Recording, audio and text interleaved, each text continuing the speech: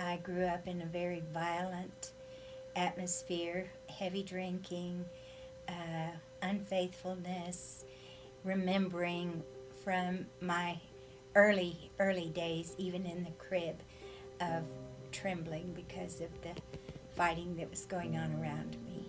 So no Christian home at all. Yes, my parents gave me away 3 times. When I was 13, my dad took his own life, and he fell at my feet down the stairs. I was following him up the stairs, and he didn't know I was there, and I didn't know what he was about to do. And then when I was 16, I was the oldest of 5, and I had always cared for younger brothers and sisters. So when our mother died at that age of 16 that I was, then we were separated, and there was a great deal of angst in my heart. I didn't know where my life would go, or theirs either.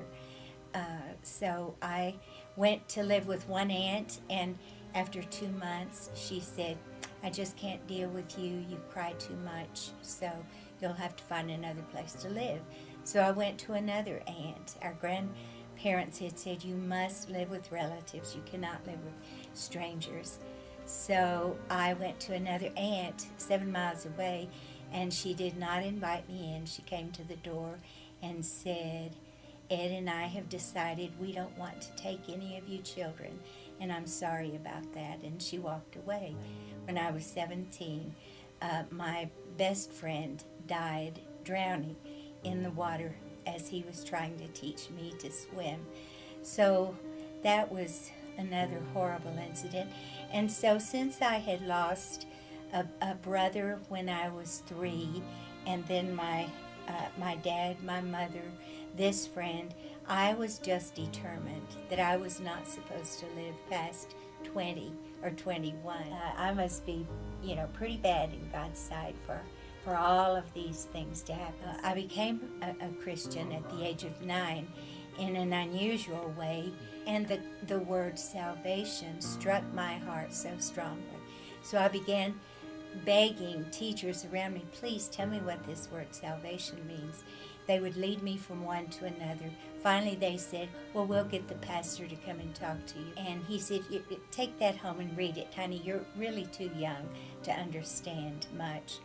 My house, and sat under the trees and began to read in the book of John. And I came to the 3rd chapter, the 16th verse, and my heart was absolutely overwhelmed with the knowledge of my own sinfulness. So I didn't know the words to pray. I just prayed, "Lord, make me a child of yours. Make me like your son." And at that moment, honestly, there was just glory in my life. I still think of it and am overwhelmed every time. That has been my experience. That's exactly what God did. He shone in my heart at that time, and He has continued to give me His light.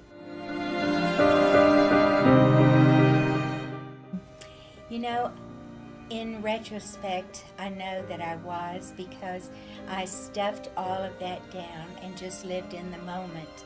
Am I a stepchild? Is there some reason?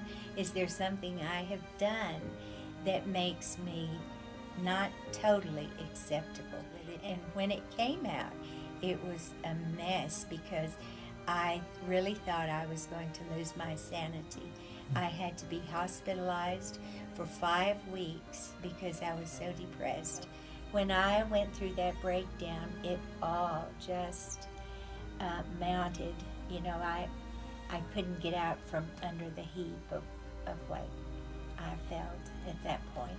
Some friends came along beside me and said, "Audrey, God was with you all the time. All those things were going on in your life that I haven't even begun to explain all of.